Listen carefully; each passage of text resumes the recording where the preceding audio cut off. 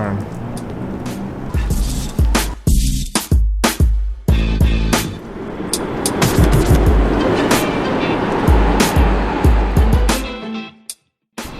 It's probably not a place you're going to associate with farms. You're going to find cool things in unexpected places.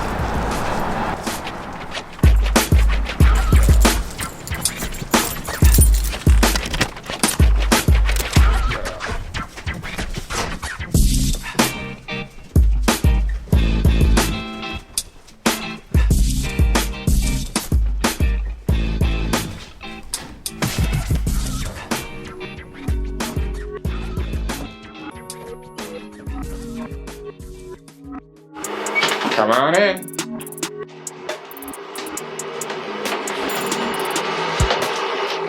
It's probably not what you were expecting. As you might have noticed, we're pretty high up, on the 4th floor to be exact. And since these apartments all have really high ceilings, it's like being on the 5th or 6th floor of a normal apartment building. So the only difference is that our elevator doesn't work, which means that basically every single time we deliver microgreens or set up at market, we have to bring our gear up and down all of those flights of stairs. So some people might see that as a problem. I don't know about you, but I see it as a free workout. Some people pay to go to the gym. I don't need to. But yeah, it just goes to show you that you can literally set up a microgreens farm anywhere. So just to give you a little bit of background, this actually used to be my bedroom. The camera makes this room look bigger than it is, but my bed used to be right here and it kind of took up most of the room. So this is a pretty small space. So I also used to have a window. It was nice having a window, but you know what? That's okay, because frankly, having a farm is way cooler. So obviously this isn't my bedroom anymore. Now I live basically in the closet behind the farm, right over here.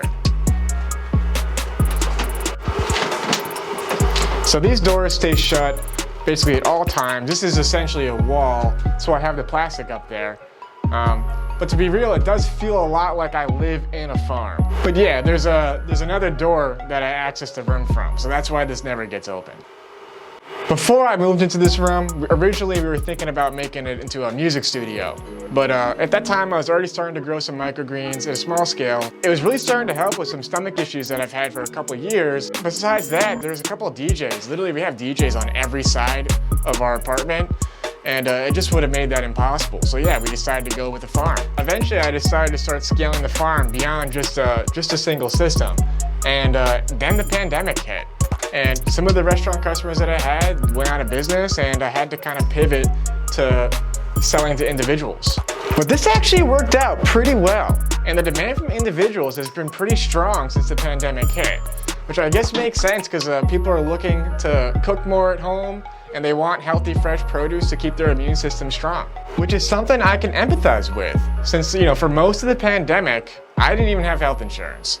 Eating microgreens was really one of the few things that has given me peace of mind throughout this whole ordeal. So what are microgreens? Many of you probably already know what they are, but for those who don't, microgreens are the baby versions of mature vegetables that you're likely familiar with, like cabbage, broccoli, kale, peas, cauliflower, etc., etc. They can be grown in as little as a week, require hundreds of times less water, and without the need for fertilizer, pesticides, or energy-demanding transport from farm to table. So when you harvest the plants at this young stage, they can contain up to 4 to 40 times the amount of vitamins and minerals as the mature plant for any given unit of weight, which is quite impressive. They're also loaded with essential minerals and useful phenolic compounds. And if we're talking about the cruciferous varieties, then they also have a class of compounds called glucosinolates, which have a whole additional range of health benefits. So we're gonna have a video covering all of that in a lot of detail pretty soon, so make sure to check that out if it's something that interests you. So let's break down exactly what we got going on in here. You know, as I mentioned before, this is a super small space, but it's kind of hard to get a sense of that on camera. But as you can see, I can literally touch both sides of the room without even moving my feet, quite easily. Even with such a small space, we were able to fit 7 systems in here, which gives us our capacity of 42 microgreen trays. So this is actually a pretty important part of the farm. This right here is our water filtration system and our water tank. And this has more than enough capacity for all of our watering needs. It's a great system. So another thing worth mentioning is that, you know, this is a really small room, and even though we use super low heat efficient LEDs in such a small space, particularly in the summer months, it can get kind of hot. So we do have a AC unit over here. Right now it's taped up because we don't need it, so, we don't have that issue right now. Most of the time we can just run it on fan mode. So, we use efficient LEDs, and that's partly why. Because if we had CFL or something else, it would get way too hot in this room. And now for the coolest part of the grow room, the loft.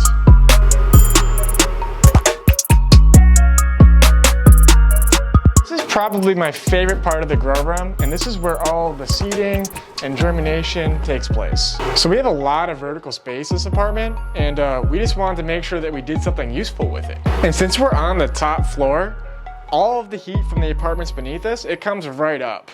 And rather than letting that go to waste, we've harnessed it as a passive resource to basically increase the rate of germination in our rack. So one of my interests is permaculture, and one of their basic principles is just resourcefulness. So use what resources you have available, and for us, passive heat coming up to this high vertical space is one of those resources. In fact, we don't even have any heat at all in this apartment. Pretty much everything just comes up passively from beneath us, which is pretty fantastic. So I'm gonna come down and I'm gonna tell you guys a little bit more about the method that we use to grow microgreens here.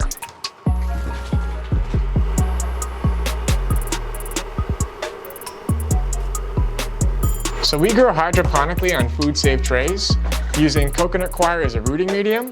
And we have bamboo that keeps the pads right above the water so that the roots can go beneath into that water.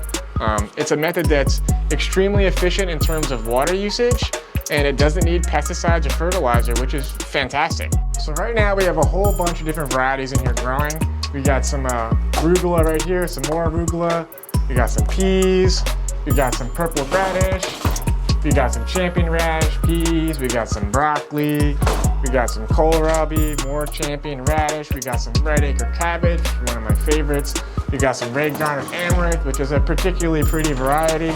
Some more amaranth. We got some kale. Over here we got more arugula. We got more radish, peas, lots and lots of peas. Some more amaranth. Some more cabbage, some more kohlrabi, some spicy mustard, one of my personal favorites. More broccoli. Yeah, we got a bunch of varieties in here growing right now. So one of the special things that we do here is that we sell microgreens as live plants, which means that we give our customer the plant still living, root system intact, still in the pad, and we basically just put the whole thing right into the clamshell. So we always make sure to handle the greens with care, which is why I wear gloves and a mask in here. That's also why we have plastic on the floors for drips like that.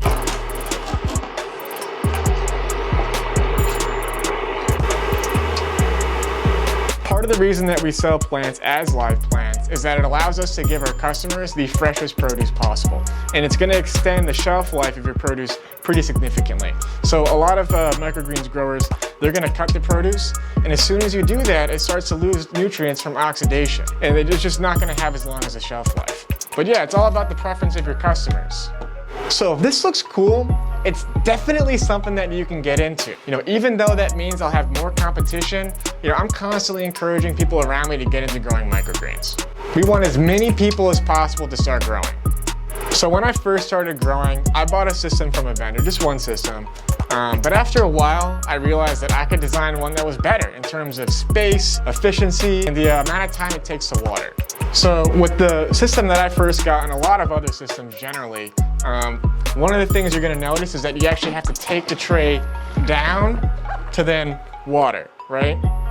And that's usually because usually you can't take it out from this side. Usually you have to take them out from that side, right? But our system, we've designed it, said you can just pull it right here, lean it, and you can water right on the rack.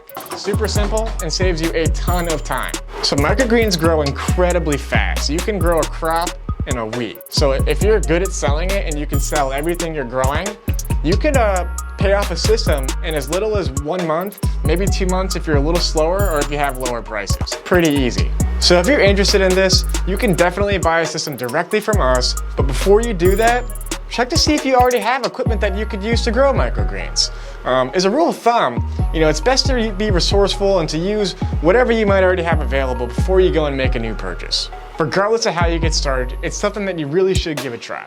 So usually it's pretty expensive to start a business. One of the nice things about microgreens is that there's a super low barrier to entry. So you can start with just a single system, which is just not that expensive. And you can slowly build your business up from there. But you don't need to start a business. You could just do this for fun. It is just in itself a relaxing hobby. Because even with just one system, you'll have enough greens to feed yourself, your family, your friends, and probably some of your neighbors too. Being a microgreens grower is awesome. I mean, you get to be your own boss. You get to be independent. You get to set your own schedule. So what you're doing is not only good for the community, it's also good for the environment.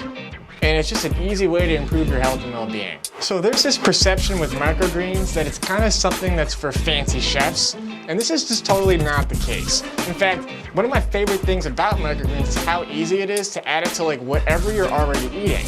In fact, it doesn't really require any behavioral change to add this stuff into your diet, which makes it really good for giving it to your kids who might not want to eat those kind of leafy greens. You can just put this stuff into what they're already eating. And even if you think that you're the type of person that just doesn't like veggies, like that's how I was before, you're not gonna have a problem eating this stuff. When you grow it, trust me, you're gonna end up eating it. And again, it doesn't really matter where you are. If this farm is proof of anything, it's proof that you can grow anywhere, no matter how challenging the environment may seem. You can easily grow in your attic, you can grow in your garage, you can grow in your basement, you can grow in your living room, you can grow next to your bookshelf. You can literally grow it anywhere.